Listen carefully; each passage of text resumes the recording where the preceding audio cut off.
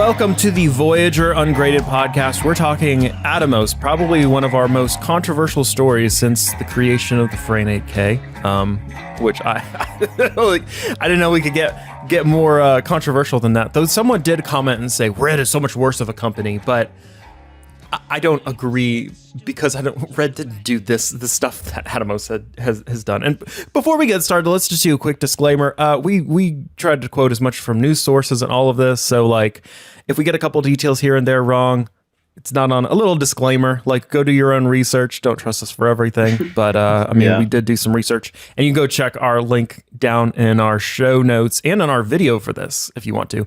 But joining me, I thought we're going to start doing this cool thing where we're bringing in the writers and researchers of some of our videos because they sometimes know more about the topic than I do. Some of the in-depth details where I do more industry knowledge stuff. But joining me is Elwood. And Elwood, tell us a little bit about yourself. Hello. I've been doing this writing and research stuff with you now for how long has it been now? Maybe like 7 months. 7 months, maybe something like that. Yeah, I did this stuff as sort of like my own sort of passion projects with Massey, also known as Chicken, who's the other sort of writer researcher for the channel that works with you. We did a lot of our own projects together, and so this has been sort of maybe not a hobby, but like a passion of mine for a while. And then I got to know you through him, and then basically it was like, you know, this is something I already do and I already enjoy. Why don't I get paid for it? Yeah, so it's honestly the channel. It's been great getting to work with writers to help me like cover like crazy topics as quickly as we do. And it just has made the content so much better. So it's always great to have you guys on. But I know from this one person on this little stock forum that said that he really was annoyed by my voice. I'm assuming he'd rather hear a nice British accent voice, because I got to be honest. I mean, who doesn't want to hear a nice British accent? So you never know. I'm sure people will be like screaming to have Elwood replace me in the videos for the voiceover. Just gonna say. No. It's once I finish writing a script, then it's your job to do the rest. I'm not taking on the extra work. Look, I know it's the stereotype that if it's like narrated by a British voice, it must be like way more informed and accurate. I know people fall into that trap, but no, I'm leaving you with the rest of the work. Sorry, buddy. So the funny thing, we'll let you guys kind of in this before we dive into the Atomos story. So I always check to see kind of where some of this stuff gets shared throughout the interwebs, you could say, and just especially with this one, just to see where it ends up and see if it ends up in like Atomos, executives' emails.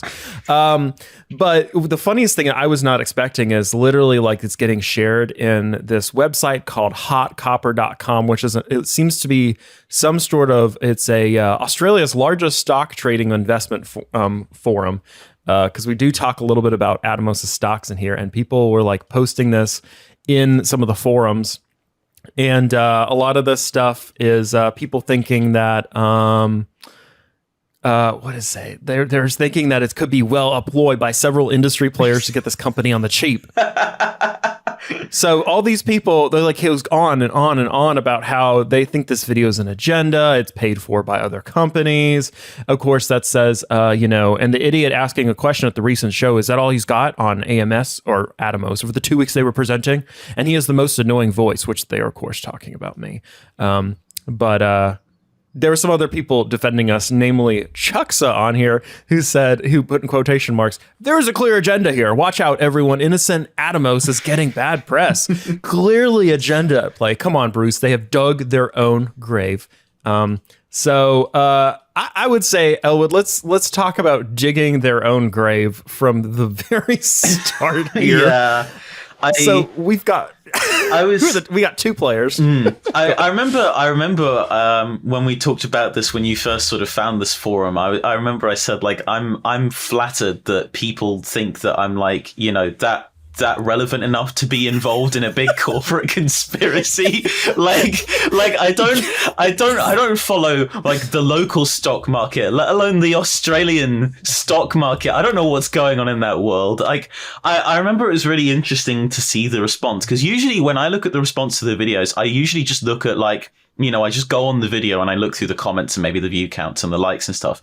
But I remember very quickly you realized that we had something here, because like you were showing me like all the different sources of like where this had been shown around. And it was like weird stuff like gmail.com, like Apple, I think as well, where it's like people are sharing this around in random emails and stuff. This isn't just like something that people are watching on YouTube. This has gotten a lot of attention. And unfortunately, I think, unfortunately for them at least, we might have cost Atomos quite a bit of money, because there's like so many people in the comments who were like, I'm never buying from Atomos again after reading this. And like if you're in that forum as well, the stock forum, there was like all the people who were like, you know, getting really miserable, because it's like, oh, now Atomos is going even further down the drain and our stocks are worth even less now because of all this stuff that's coming out, like all the dirt.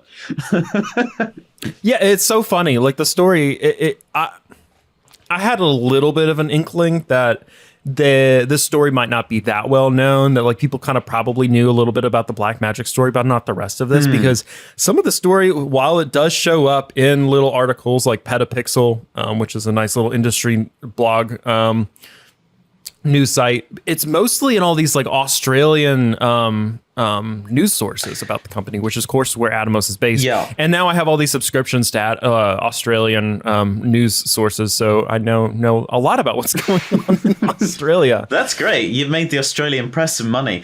I'll be honest, I did not clock onto that. Like, even though the only sources I was reading were these Australian sources, I didn't really consider the fact that, you know, no one outside of Australia has really heard of this. I just assumed, because I'm reading a bunch of news articles about this, that this will be kind of just a known thing. People will be aware of it, you know, if they're in the sort of, you know, the industry or the kind of niche that we're talking about.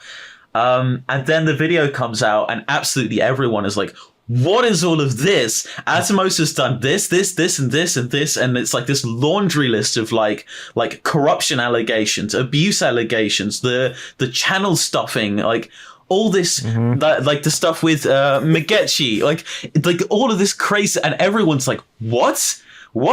I've been buying their stuff and I didn't know anything about this. And I think the reason that a lot of people didn't know is just because the consensus seems to be that, you know, because they do make good products, people like, from what we've seen, at least like the comments of people who like have bought their stuff, people like their monitors, people like their products.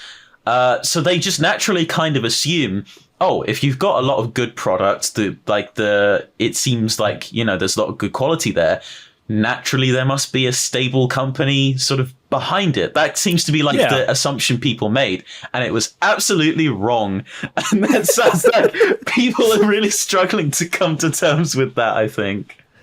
Yeah, and I think that's where it is kind of interesting, and we're going to start going through like all of those different things here and expanding upon them a little bit. And I will note before we do start on that, like you mentioned, like I like this is nothing about the products. This is nothing about anything with that. It's about like these high level executives in a company culture for a company that I have no connections to. I've never had sponsorships from Atomos. I've never wanted sponsorships from Atomos even before the story. I've never used any of their products. So I have no, for people thinking that there's an agenda with this or I'm out to go after people, it's not. It's an interesting story in the industry that probably should be talked about. Much like the Fran 8K, had no connection to that story whatsoever, but it is like showing it because you're trying to show in the industry, like, look what these people are doing, like, be wary of them, you know, in the future. Because I think some of these stories do deserve to be told, and some of the stuff should be brought to light, because there's been too much stuff in the industry over the decades that hasn't been brought to light. And now I feel like we're in a world that you can bring that out a little bit more. Of course, that's your interpretation. If you ask Alejandro Martin, it's a big conspiracy against him because you're trying to destroy his name for whatever reason. My singular mission in the world is to take out the Fran 8K, which, of course, you know, I now have a which is going to be premiering in one of the videos. Actually, it already did in an ad integration. Yeah, I have a Fran 8K neon sign that I will be behind my videos in the future. But yeah, I don't know why we would be conspiring against Alejandro Martin, because he kind of did a good job of destroying his company on his own. No offense. We'll have to do a story on him on another podcast. But getting into Atomos' story here, so we start off in the world of Blackmagic, everyone's favorite bland camera company. I love Blackmagic. They just have the most bland marketing. Yeah. You can tell it's run by engineers. But they have a great name, but they don't do anything with the name of any fun kind of stuff. Basically, this whole story starts with these two characters, and I think there's more. There's other people in this and some other stories in this that I've heard about. But pretty much Jeremy Young and Ian Overlease. Jeremy Young is one of the co-founders, and Ian Overlease also came over and developed. I'm not even sure if he would be one of the co-founders, if I'm remembering right. But Ian Overlease, they were business and hardware development leads of the company. And basically, Overlease did not like the direction Grant Petty, CEO of Blackmagic Design, was taking the company. Well, actually, CEO and founder. I think he's CEO.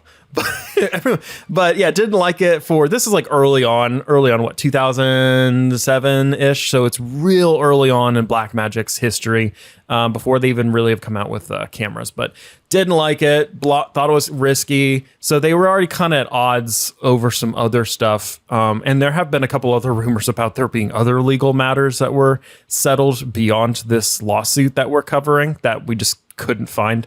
So we didn't report on. But they left the company.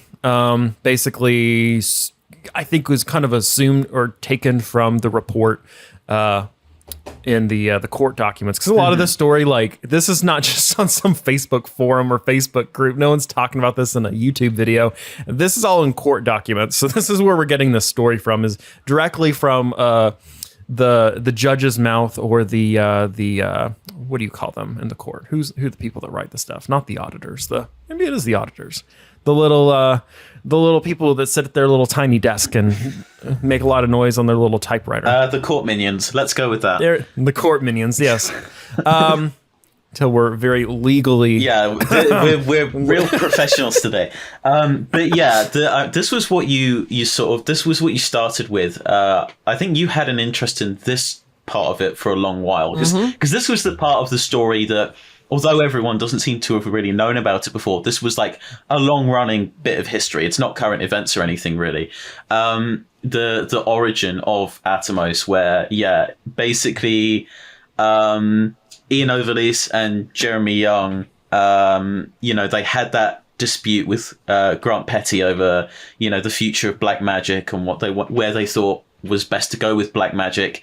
And let's say they misbehaved, because they basically said, well, okay, if we're not going to get our way within Blackmagic, we might as well go our own way and compete with them. The problem being that they basically started laying all of the groundworks for Atomos while they were still working at Blackmagic, using their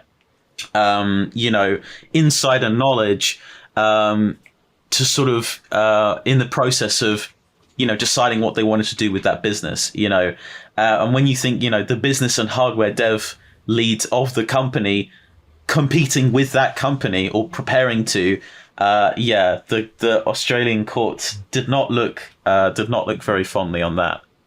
Yeah, basically what they did, it seems like there may have been more, because I'll fill you in on a little bit of stuff that I found out that we're going to go off the road and not say this is just a speculation or unconfirmed. So we'll leave with that after that. But for this part, from in the court records, they had the spreadsheet called the YCLC, which is probably like Y calculate, calculator. Where they were basically like, I think, running the numbers to see what other competitors were doing and market research based on internal Blackmagic confidential information that would allow them to be able to make those predictions and sales forecasts. Yeah. But they added a little fake named company in there that they were running up numbers up against, for a company that they were, both Ian Overlease and Jeremy Young were talking about creating, Atomos.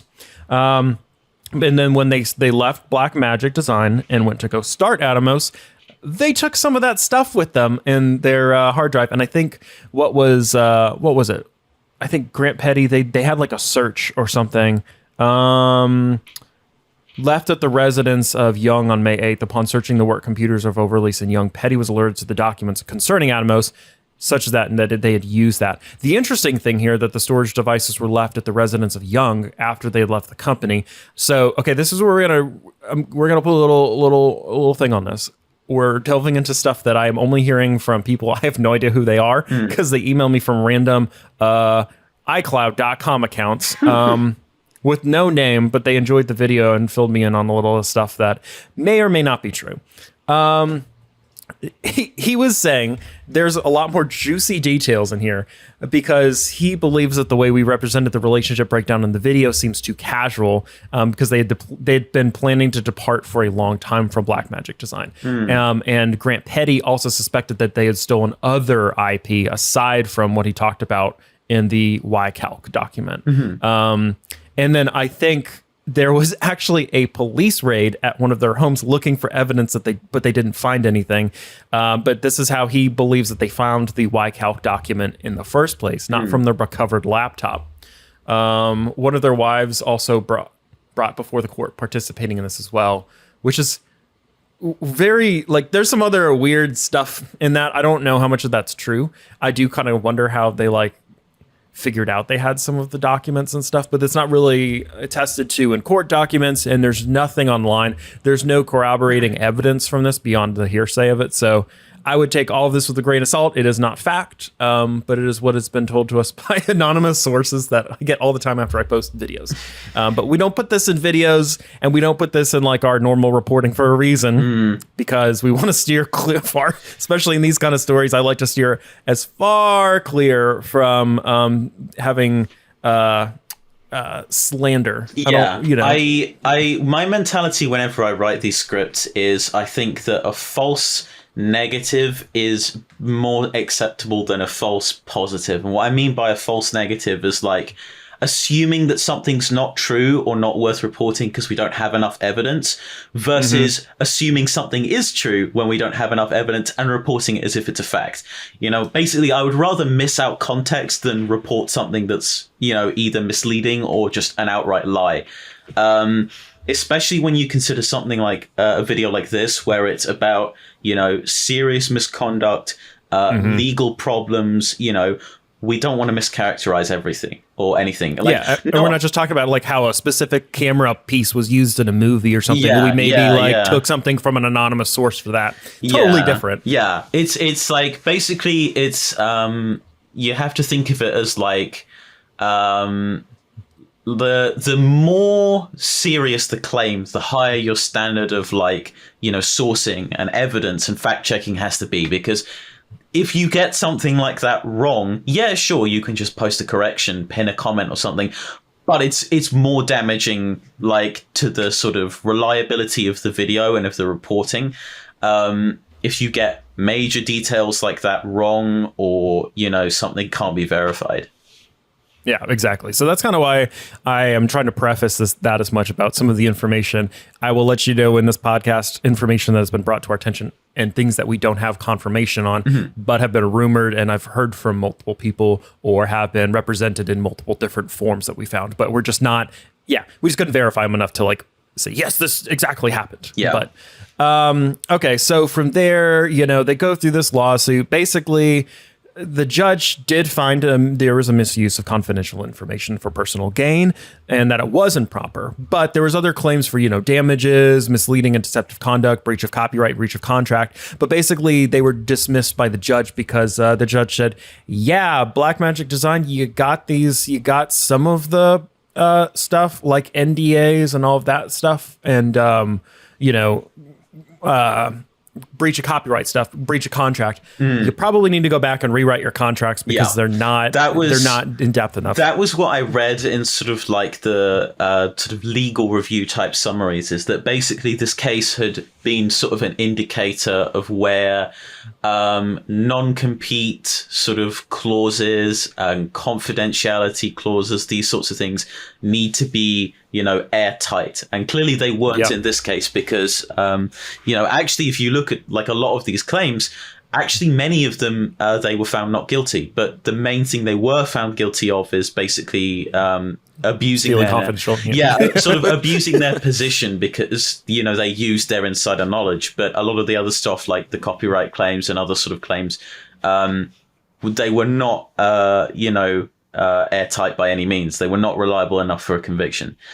And I think this is kind of put together real nicely in Lexology.com. There's a little blurb about this that's saying a recent federal court of Australia judgment, basically the Blackmagic one, has emphasized the need for employers to be specific when creating non-competition and copyright obligations for employers under employment contracts. So this is Blackmagic early on. I mean, this is probably within the first decade of their existence. So a good learning experience, definitely. But I mean, still for them, but still, I mean, even though they didn't write it right, it is kind of dirty what happened from overleasing Jeremy Young. Now, and it's hard to know some of the personal things that happened here, because you'll never know any of the personal things, because so you don't know some of that angle that's happening. But based on the law, in an Australian sense, like, there was stuff that was happening, but Blackmagic also didn't have good enough contracts at that point with their employees. So I think they fixed it, but this left bad blood between the company for a while. I've heard several people talk to me about either Blackmagic Design. Again, we're moving into territory where I haven't been able to confirm any of this, but Blackmagic Design's like seminars or stuff where there's like talk about Atomos, or Atomos talking in other video content and like going against Blackmagic Design. And then, even in my situation, where back in 2022 at NAB, they just came out with the new recorders that you could literally transfer your video files as you were recording to Frame.io. Like, it would like shoot them to the cloud right from your camera the moment you stopped recording. I was just wanting to know, like, will it work with Blackmagic cameras? Because I just had, like, you don't usually use external recorders that much, or pretty much at all with Blackmagic Design, because of their codecs and how you would normally use it. But with that functionality, I was interested. So I just asked that question because it wasn't on their website. No nefarious purpose, no nothing.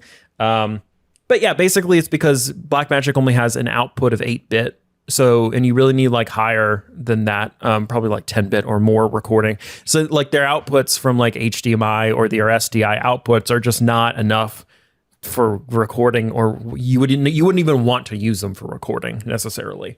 So in a professional sense, I would say. So that's kind of why they didn't work with them. But man, like the one guy I will say was like kind of like a third party person, so he just wanted to ask that question. So I had nothing wrong with him.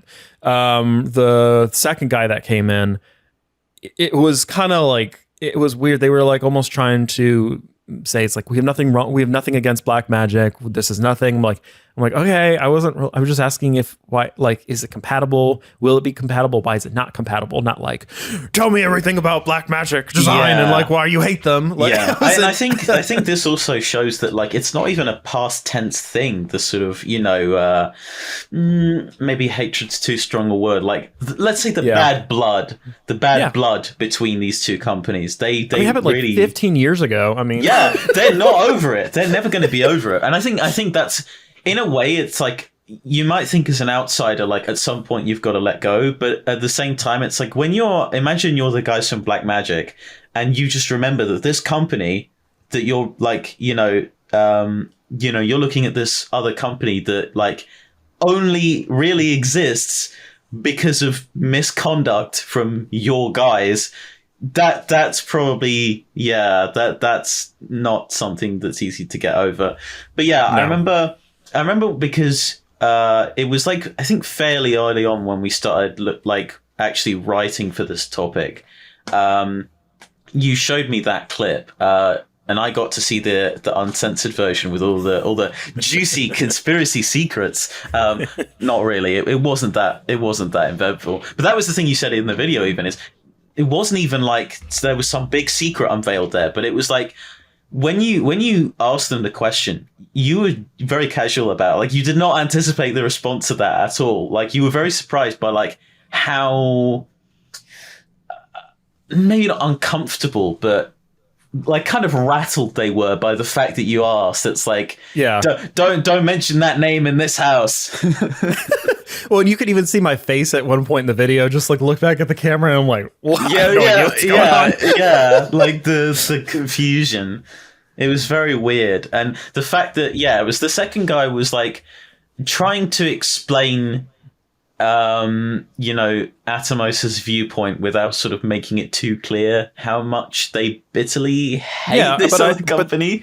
But it wasn't anything bad. Like none of them said anything bad. I just kind of like, and you can go find them in other places. That's why I blurred them out as much as I could. Not because neither of them said anything wrong, did anything bad. It was just like a little bit of a tip off to like, that's weird. I didn't know there was like a history between the two companies, because again, it's kind of hard to even tell there is a history between the two companies when you do any like glossary search online, because Atomos has almost zero history about themselves. And after doing this video, I could kind of see why. Because if you have like a good relationship with your former employer that you used to work with, like you're going to talk about, like the Jeremy Young, formerly from Blackmagic Design. You're going to use that in your marketing, but because of the stuff that happened at the beginning, they didn't use it. Not at all. That was the thing that's really strange, is how like that was what weirded me out initially. Is like how little sort of info there is actually like from a sort of skim search. Once you start looking through, Australian press articles, legal reviews and documents and stuff, well, then the picture starts to be clear. But if you just do a casual search, like there's not even like a proper Wikipedia article, and there's a Wikipedia article for anything these days. Like, I was really surprised that, there's just nothing. The just sort of the lack of documentation on like a fairly noteworthy company, I mean, and we probably have the best history on them, honestly, which you can again check out in our show notes to see all this stuff. Yeah.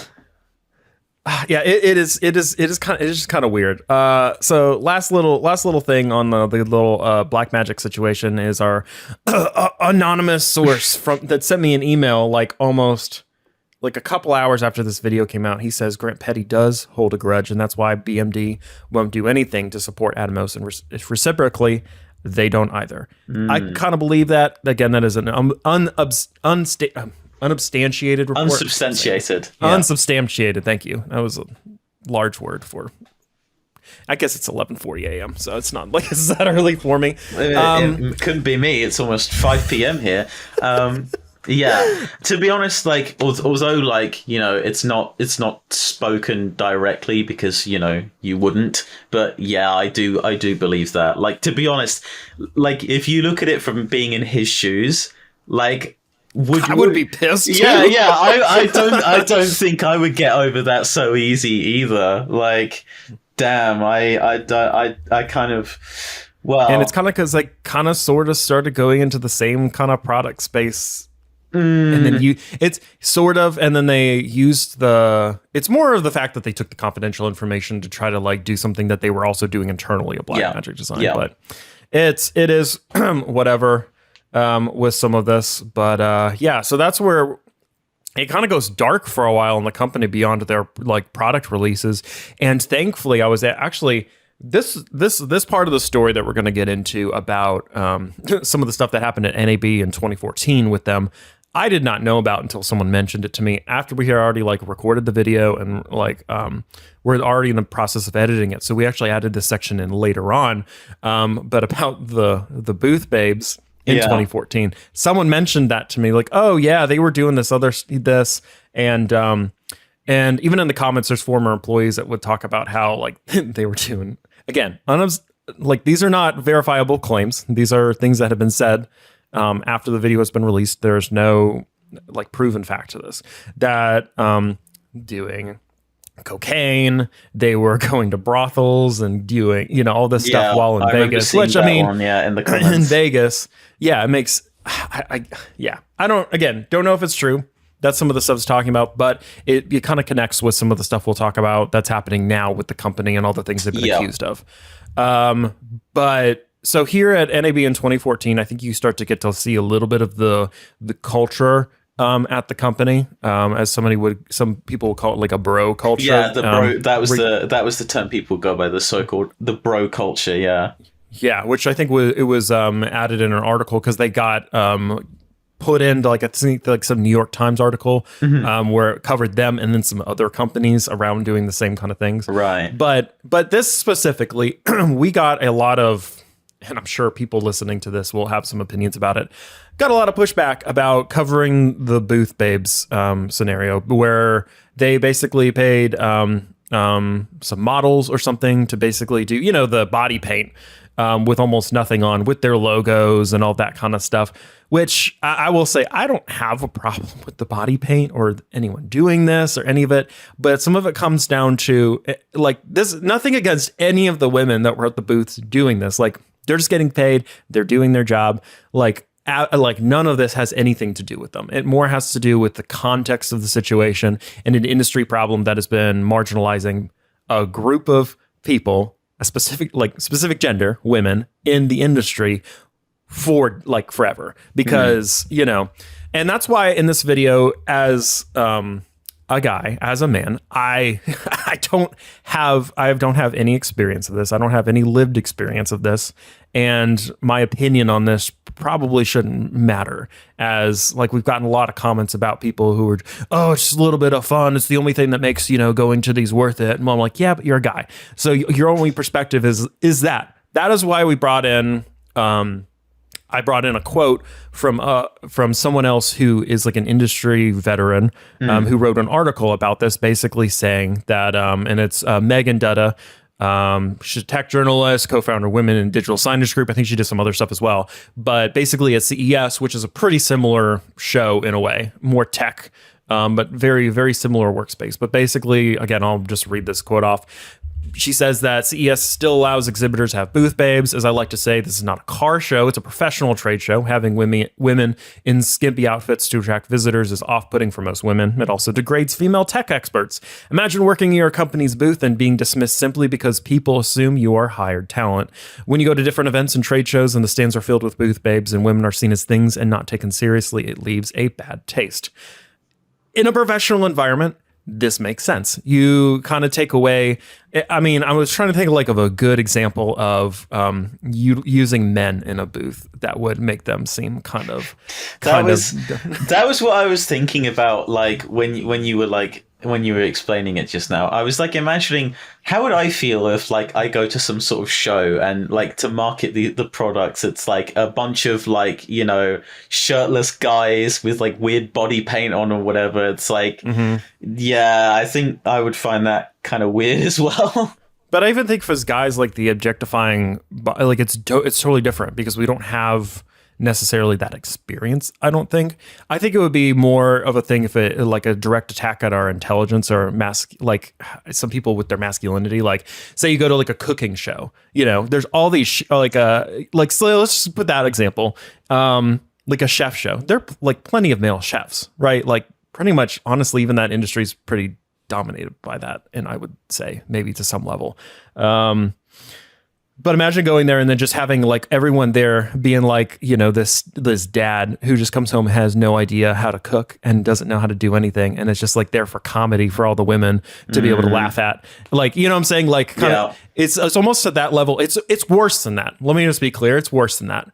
But it's that kind of level where you're like showing like, oh, men have no, like, their only use in this industry is for this. And I think that's kind of where this is like, oh, women are only used to get the men to come see the products, and we don't really care because it's fun. We need something fun to do. Like that was what the quote sort of illustrated. It's like, yeah, if you're someone who, has never experienced anything like that, if you're a guy, you think, oh, it's just some casual fun. Well, yeah, but then you're not the gender being made into, decoration, right? Yeah. That's the problem. If you can't, like, it's not that you can't understand, but if you've not experienced that so much, you're not probably going to register like, oh, to me, this is fun. to them, this is going to be very uncomfortable. I mean, to me, it's not fun. I think it's weird. Like the way I mentioned it to you when you told me about this, because actually this was because there was quite a long gap between when I finished the script and when it released. I didn't hear about this sort of element of that you added in until I think either just before or when the video came out. But I remember when we talked about it, it was like the way I phrased it was something like, there's nothing wrong with eye candy, but there's a time and a place, right? There's nothing wrong with, people showing themselves off and looking good if that's what you enjoy doing. But it's like supposed to be a professional sort of show, not like, it's not that kind of environment where you expect to see this sort of thing. It's supposed to be more professional, right? And then you see Atomos, instead of like marketing, based on the product, they market it based on,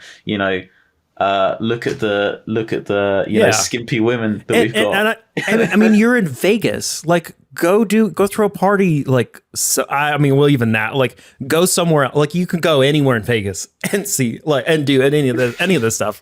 So it's just like, to me, it's like, why bring it into the show in a professional environment where you do have a growing number of women coming into this tech environment? And it has been shown in many articles and in many discussions that like, this is something, the best line still is, when women are seen as things and not taken seriously, it leaves a bad taste in the mouth. In the mouth. So and it's when you have the women who are coming forward and saying, this is like putting me off and this is not what we like to say, and the men who say it's not a problem.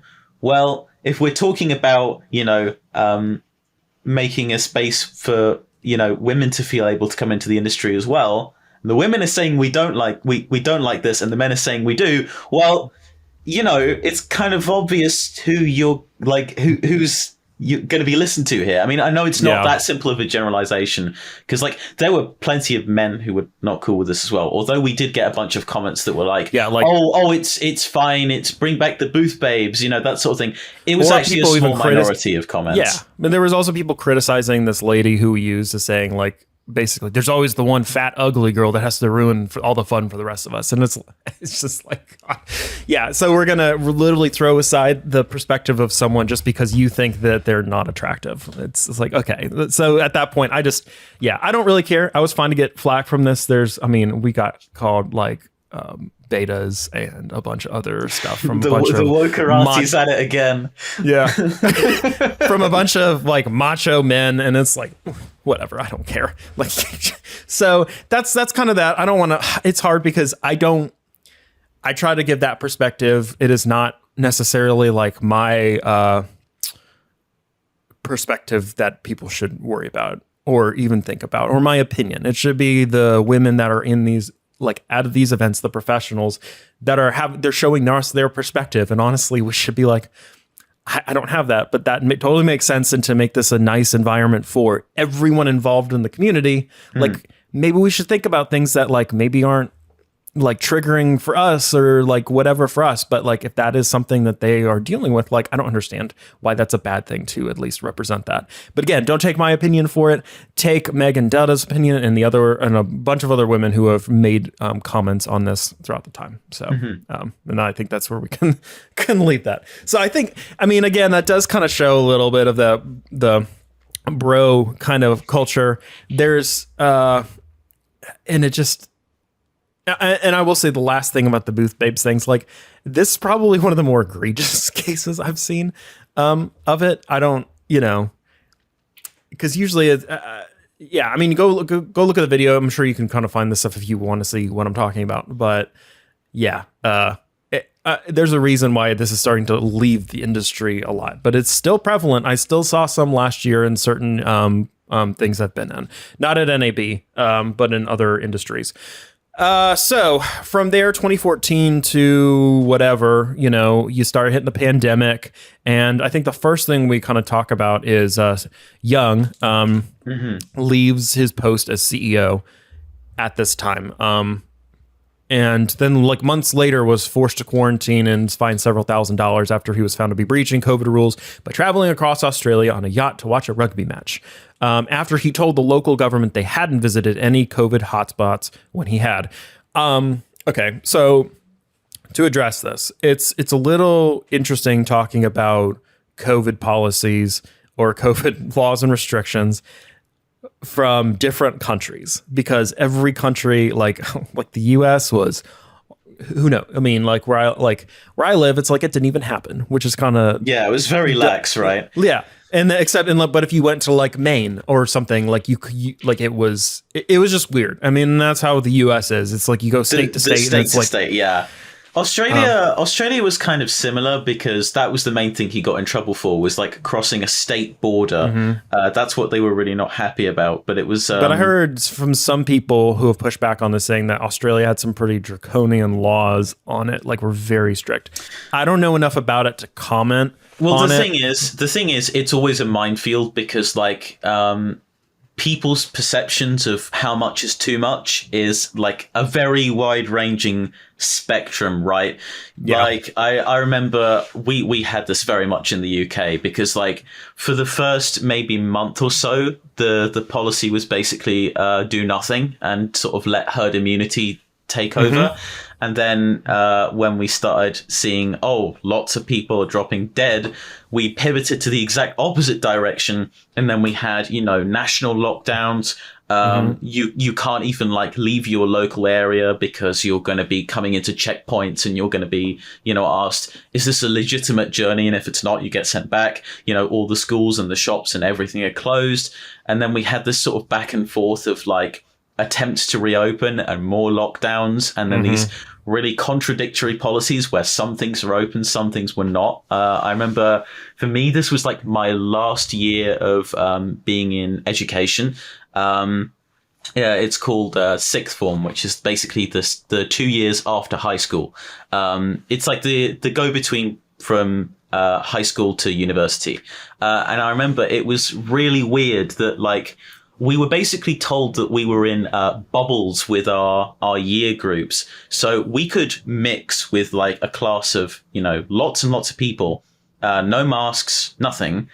But then when you go outside of the school grounds with those same people, even if it's just 2 or 3 of you, you're not allowed to be near each other, and you have to wear masks.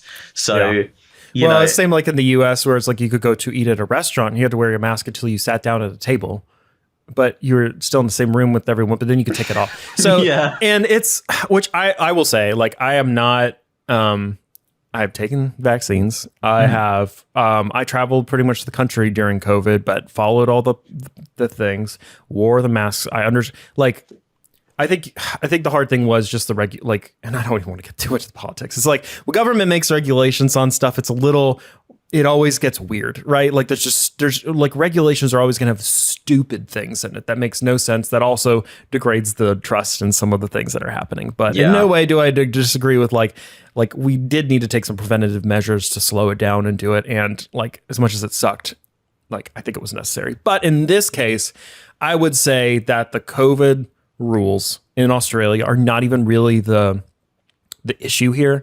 It's more the fact that he lied to the government that they hadn't visited any COVID hotspots when they indeed had. This reminds me of a story where there was this like young 20-something-year-old girl that went to one of like the Caribbean islands during this time, during COVID like lockdowns, and you were supposed to do a quarantine there. Didn't do it, posted some social media photos on it while in another country, this American girl, and then got caught up. And then I think she had to spend like a few months in jail or something. They were all like, oh, like, you went to a different country. You got to follow, like, you might not think whatever about it, but you got to follow some of the laws, right? So in this, to me, it's like he took a yacht. Like, it's a rich guy taking a yacht to go watch a rugby match in a time where everyone else is being forced to stay inside and are going through probably a lot of financial troubles because of all the stuff that's happening in COVID. It's just bad optics. It has nothing to do with the wider story about the quarantining or the COVID rules or all of that. Yeah, so, it's exactly. Kind of, and I think that's how. Yeah, I think like however you view the rules themselves, I think basically anyone can sort of find a common ground, in the sense that like it's very frustrating to see this mentality of one rule for one group of people and one rule for another, where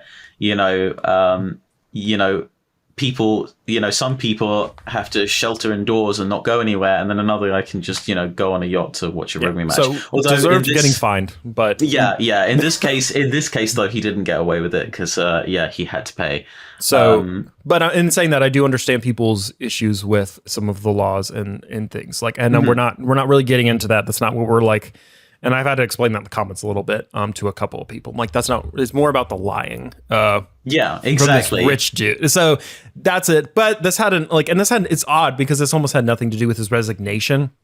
And Atomos had to cover this quickly because people thought, really, even when we were looking to this, oh, that's why he had to resign, is because he did this, which seems a little... I remember that was the assumption that we went in with, and then I looked at the timing of Atomos's statement of when they said he left, and he did leave a few months before this happened. But basically, what I had read in sort of the Australian press articles is basically, although he wasn't the CEO anymore, he was still at quite an important position in the company, which is why it was also still quite a noteworthy story down there. It was still seen as quite a bit of a problem for them. Yeah, because he still was at a senior level position at the company. He just wasn't running it at that time. So that happened. He resigned. No, he resigned before that happened. It's just still again,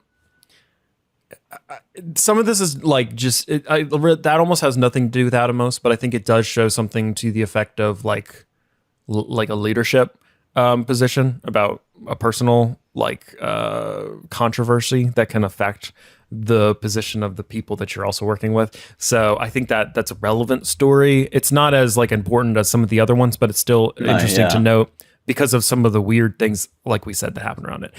But he resigned. They brought in Estelle McGetchie, who was a developer marketer with a wealth of experience from companies like Apple, Disney, Frame.io. I think she worked some other places too. I think she was running, let me look. I'm trying to remember where else she was working, but she had a stints at some other places that had done really well. Logitech. Yes, I remember that was about it. That. Yeah, so, Logitech. Yeah, and she was recruited to Atomos based on that. And she was really brought in, according to some articles, to turn the organization around. And according to some reports from her, that her male colleagues were resistant to her pleas to bring the company into compliance. So, and she was really the only female leader at Atomos, and said several times that the attitude towards her was indicative of the insidious boys club or bro culture, that as a company. So said she was subjected to inappropriate conduct, micromanaged, harshly criticized for her management style, and targeted when she spoke up. Part of the complaint reads, this is part of the lawsuit or the complaint that she brought up across. But as a woman, Miss McGetchie was expected to be a subservient yes leader, and when she did not comply, her days were numbered. Which is very ridiculous when, why would you want someone like that with all the wealth of experience as the CEO, and then you want them to sit there and not really do anything? Yeah, unless it was a thing. So, yeah, and I mean, some of the stuff, she was literally there for a year. She got hired in 2021, and in April 2022, she was fired. She resigned. Yeah. Something along those lines. She left. And the company kind of put out this line that she refused to relocate to Australia. Yeah, there's a very sort of different wealth of information based on who you're listening to. Because if you listen to just Atomos, basically it was only because she didn't want to move. And what she said, of course, was that was not true at all. And then she just comes out with this huge raft of allegations against Atomos of all sorts of accounts of misconduct, and her sort of intolerance of all of this behavior was the real reason that they got rid of her. And actually, the funny thing is, in the Financial Review actually came out with an article on June 29th that talks about this, her movement to Australia. One of the conditions of her employment is, according to the Financial Review, one of the conditions of her employment was that she moved back to Australia from San Francisco to run the company. She needed to move back by January 1st, 2022. And she asked, according to Atomos court filings, because they're trying to get the money back from this, which is, we'll get in, it's so ridiculous. McGetchy asked Atomos for help putting down a deposit to buy a house. So they agreed to pay her back $365,000 over 6 months, to get back for that. So they transferred the money March 2022, 3 months after the deadline. McGetchy needed to move. And of course, this is coming off of like COVID restrictions and stuff. So, I mean, it is a little hard to try to get a home here in Australia at the time. But she found a house and secured the mortgage and bought it. And again, unfortunately, she only lasted about 10 months in the job. And so did this whole thing, but the strange thing, according to Financial Review, is that Atomos is hoping to reclaim the $365,000 plus $5,300 in interest of the money that they paid to help her to relocate to Australia, which seems a bit odd. Yeah, it's like it was them who made that the red line. They were the ones who said, you've got to move here. So it's just a given that, yeah, they should be the ones to help with that if that's their, condition. Yep.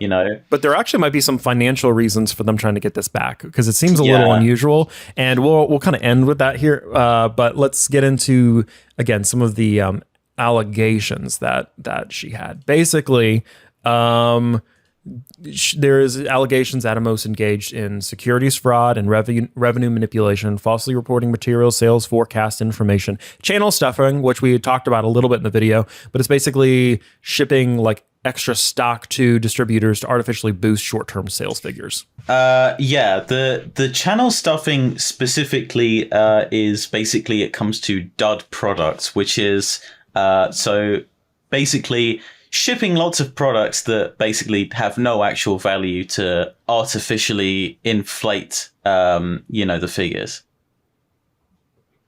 Yeah, and interesting, again, unsubstantiated reports here. But from YouTube, there was a lot of people who have been talking about how they had received like just products that didn't even work out of the box when they were coming there. I don't know how much of that has to do with the shipping these products. Let me see if I can find any examples of this. But yeah, there was a bunch of people in here that were talking about just receiving products just did not work around like the time of some of this. Yeah, we got so it seems like we got quite a few comments of people who were basically saying, "Yeah, this is definitely something that's happened to me." So yeah, I mean, it's not a good look. The other thing is, because of this, the ASIC, the Australian Income Commission, or whatever it's called, got looking to basically the IRS of the Australian government. I believe they're basically the corporate regulator of Australia. Good. Okay, that's probably a better way to. I think it's like the Securities and Investments Commission or something like that. Yes, that's what it is. Securities and Investments Commission. There we go. Yeah. But they basically froze their stocks after, I think they got a little bit of a look at this. Yeah. So basically, when she came out with all of this, their ears picked up a little bit and started taking a look into this and found out a lot of stuff about the main thing that we saw from ASIC is they said that Atomos had reported $9 million, that's Australian dollars, not US dollars, so about $6 million US dollars in unearned income, basically to give investors a false impression that the company was doing well, they were fulfilling all their obligations and everything. Basically, sunshine and rainbows at Atomos Inc. And absolutely, that was not true. Yeah. So now their stocks are frozen. No one really knows what's going to happen. as far as them coming back out. In June, last week of June, that week, Paul Greenberg, who is now chairing the Atomos board, had to slash a bunch of their very healthy salaries, as they would say. He announced that he would slash his $150,000 a year salary down to $56,000, and the non-executive directors would cut their annual fees from $100,000 to $37,000 to help preserve cash in the face of Atomos's current circumstances. For a company, and this is Financial Review talking about this, for a company losing around $10 million a year and with a market capitalization of $26 million, it definitely seems prudent to trim some of those juicy directors' fees. But the interesting thing is that one of the non-executive directors, Megan Brownlow, was the only woman still standing at the executive level of the Atomos, and she resigned entirely this week, meaning the last week of June. So with their stocks being frozen since April, when the auditors from Deloitte, which actually I made it sound like, and this is kind of stupid in the video, where Deloitte is an actual person in the video, they kind of phrased it real weird in some of these articles. I thought it was a person, but it's actually, I believe, a place. So they kind of looked through it all, and it's not now. Other people are starting to look through their books. Yeah. And so basically this all goes back to them trying to get her house money that they paid her. So they're kind of speculating that, that $368,000 house deposit is probably very important to the company right now. There's a lot of anxiety going on because of this sort of continued freeze. I remember when we were looking at that stocks forum, there was a lot of people sort of debating over, whether or not to hold in Atomos or just sort of drop them. And a lot of people already have dropped them. A bunch of the sort of people working internally have dropped them. There's a lot of anxiety going around in terms of if they're even going to be allowed to participate in, the stock market going forward, or if this is it for them.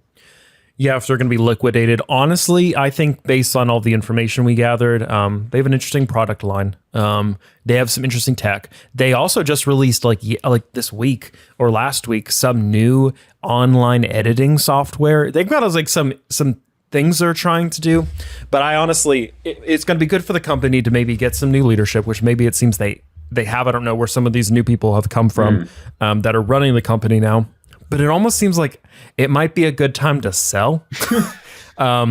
Before you find out more financial information, like, or maybe they can't even sell. I don't know what the regulations are around it, but sell it. Wouldn't it? It would be such a fitting end to this story for Atomos to be sold back to Blackmagic Design. That's a funny idea. I bet Grant Petty would be very happy about that. I think that would finally nip this whole rivalry in the bud. But that would be such a great perfect. But it seems conclusion to this. It seems very much like they need to really clean house, because this is the thing.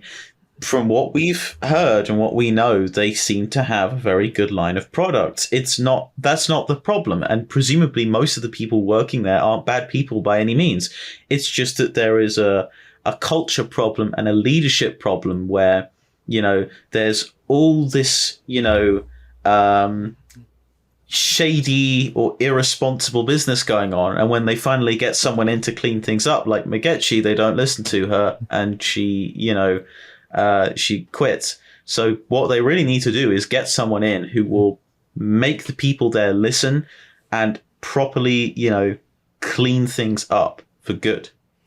Yeah, and they're going to have a little bit more outward-facing kind of look here, as people are starting to, like us, are starting to cover this story, and more people are starting to learn about some of this stuff. So, this is the thing. They need to be more transparent about the problems and, more importantly, what they're going to do about it, because it seems like for a while, maybe they have just been relying on obscurity, hoping that, because this hasn't really made its way out of Australia until now, that they can just keep going that way. And it's like, when you have these sorts of allegations of scandals, it's kind of inevitable that that's gonna reach everywhere else eventually somehow. It just so happened it was us. Yep. And I mean, that's kind of where things stand at this point. They've come out with new things like their new sensor this year, which there's probably some, I'm doing some research into it because I think there's some weird stuff with that sensor that I think could make an interesting video. So don't believe me, we're looking into it because there's some stuff there. But beyond that, it kind of ends where the story is at currently. If you'd like to see this in video form and see kind of like all the different things we're talking about, definitely check it out on our YouTube page. I feel like most of the people listening to this have probably already watched it. Yeah, but we just wanted to go a little bit more in depth on this one. And again, bring in our writers to talk about some stuff with us, because I think with some of these topics that we can go so much more in depth, but it's so hard to on YouTube. But in a podcast format, we can dig a little bit deeper. Yeah, with YouTube, it seems very much geared towards the shorter form content for most people, because just how much time people spend on YouTube and how much time people usually put towards watching, a single video. Most people would like to have something that's sort of in the 10-minute range or something along those lines. Of course, there's still plenty of successful long-form content on YouTube, but even so, to get the most sort of eyes on these kinds of stories, you usually have to tackle it in this short form way. Whereas when you go onto a podcast, it's something you sit down and you take your time with.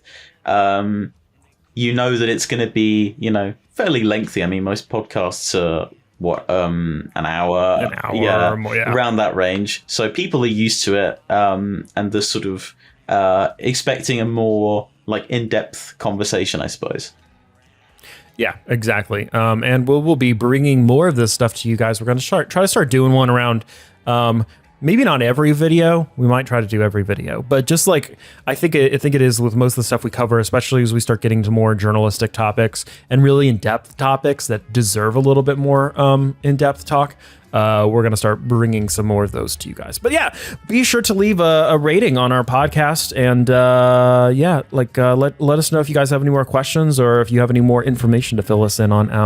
It's always fun to get more information after you post a video, which is always the case. People are like, well, did you cover this? I'm like, well, I didn't know about it because it's not like online anywhere. And also, in this kind of story where there's a lot of allegations flying around and all that kind of stuff. Like I want knowledge coming out of the woodwork. Yeah, I want to cover stuff that's been directly reported by news organizations, sure. And that is verifiable with videos, like the NAV 2014 piece. So, but that is all for the Atomos story. We will definitely keep you informed if anything else comes out. And until next time, guys, this is Voyager Ungraded. And go subscribe to Frame Voyager too while you're at it. 'Cause stupid followed evil and there was nowhere to escape.